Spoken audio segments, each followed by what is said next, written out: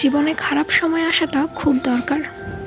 সেই খারাপ সময়ে মুখোমুখি হবেন চরম বাস্তবতার, যেই বাস্তবতা থেকে পাবেন শিক্ষা, সেই শিক্ষা থেকে সঞ্চিত হবে শক্তি, এবং সেই শক্তিই আপনাকে পৌঁছে দেবে সফলতার চরম শিখরে।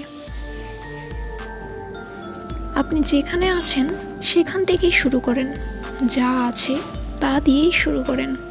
আপনার জীবন একমাত্র আপনিই পরিবর্তন করতে পারবেন, অন্য কেউ না। অবশ্যই পৃথিবীতে আপনি ছাড়া আপনাকে আর কেউ ভালো বোঝে না, তাই নিজেকে ভালোবাসুন।